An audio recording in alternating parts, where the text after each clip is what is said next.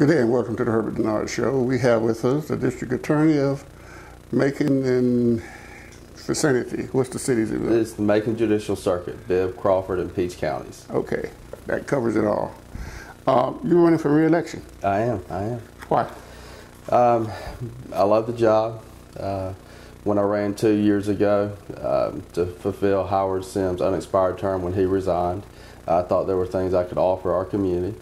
I had been in the office since January 2001, grew up here, I was born and raised here, and I wanted to make a difference in our community. And I think I've done that. We've made some great strides.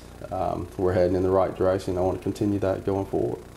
What are some of the things that you have done thus far? And I know you've only been there just a little while. Yeah, been there about 18 months as the district attorney. When I ran 2 years ago, there were 3 things that I focused on. I wanted to improve the technology in our office. I wanted to focus on drug-related crime. And I also wanted to focus on juvenile-related crime.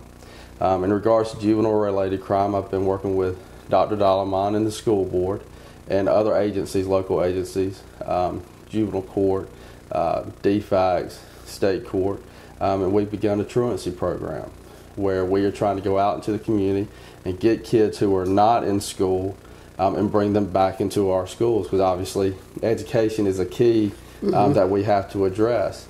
And so we've been doing that to try to stop the school to prison pipeline. We've also focused on a new school offense protocol because we've seen, and studies have shown that children of color are more likely to be suspended, to be detained, and once they are then more likely to drop out of school, to not get their high school education. And so there's a new program that we've started to try to address that, to try to address juvenile-related crime that affects our community.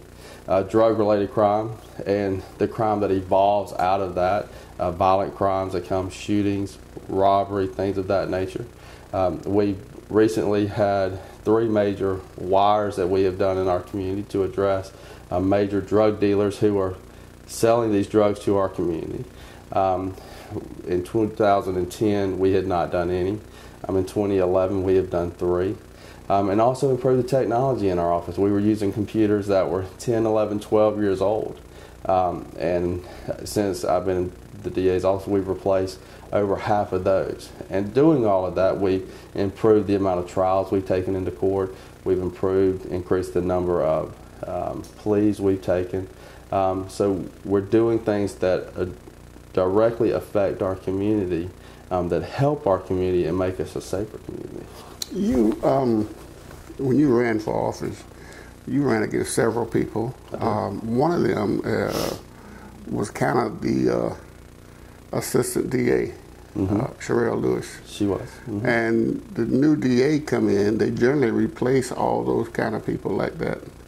That ran against them or some other things, but you didn't. Why? I did not. Well, before the election, she was doing a good job, and we both wanted the same thing, obviously. We both wanted to be the district attorney.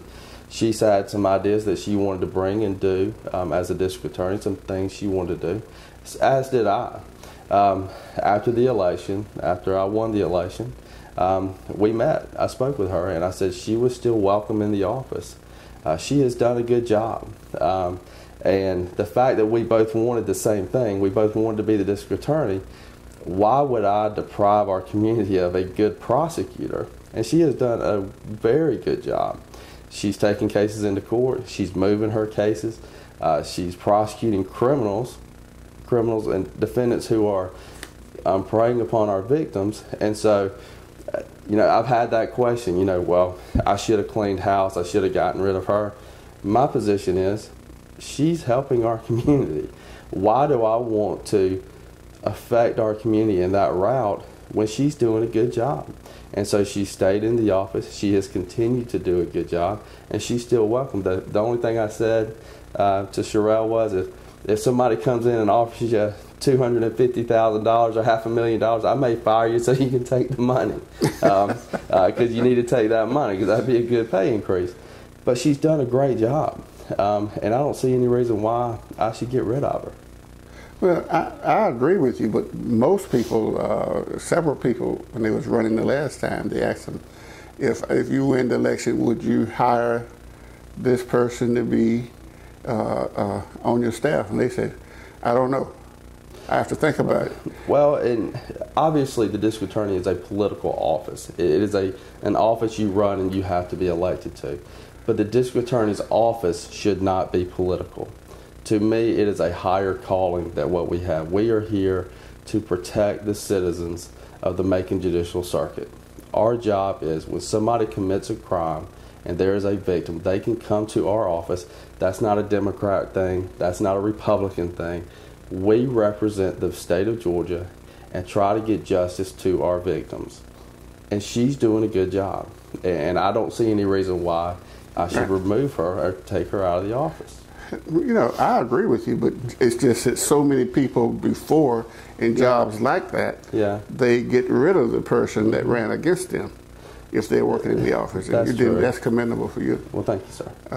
The other thing is, I read recently that a lot of people throughout the states are being banned from the county if they committed a series of crimes in the county, that the district attorney or the judge could recommend that they be banned. Tell us just a little about that. Well, you're speaking of banishment, and when somebody is either pleads guilty or is convicted in court, that is a condition that can be placed upon them, and it can be a condition of probation, where the court will say, during your probation time, you are no longer allowed to be in this county.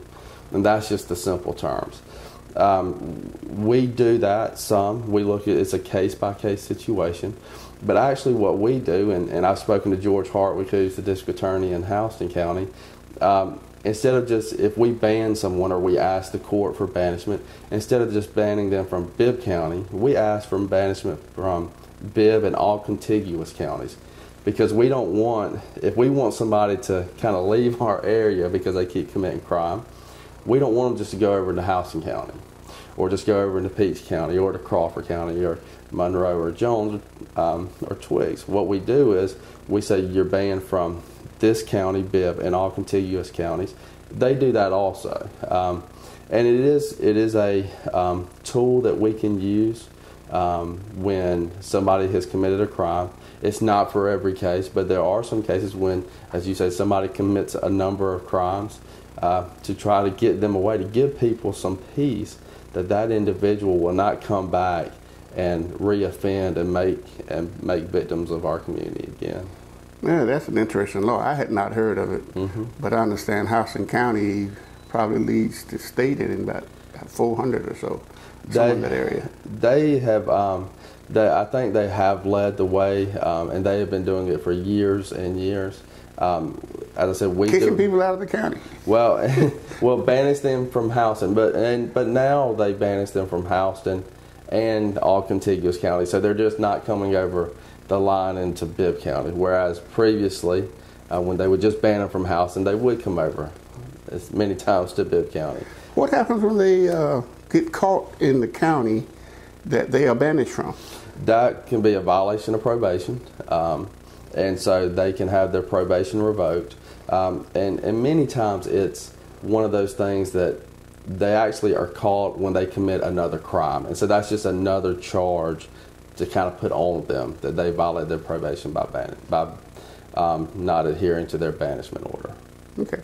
I want you to look at that camera right over there, and for the next 30 to 60 seconds, tell the people in this area, your district, anything you want about you or your candidacy or anything.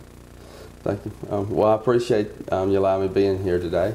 Again, I'm Greg Winters, and I'm running for re-election for District Attorney's Office of the Macon Judicial Circuit. We have made great strides. We have greatly improved. One thing I did is I met with all of our law enforcement. I wanted a top 10 list from them of people who were committing crimes in our neighborhoods. When that began, there was an initial list of 24 people, and in the first year we had sent to prison 16 of those. You don't hear about a revolving door anymore, and we are making great strides in the District Attorney's Office. We've addressed juvenile crime, drug-related crime. We've improved our technology. I have ideas going forward, and I'd love your support, your prayers, and your vote on November 6th. Appreciate you stopping by. Thank you, sir. And the best of luck. Thank you. And we'll be right back. Music and politics. All the guests make a lot of sense.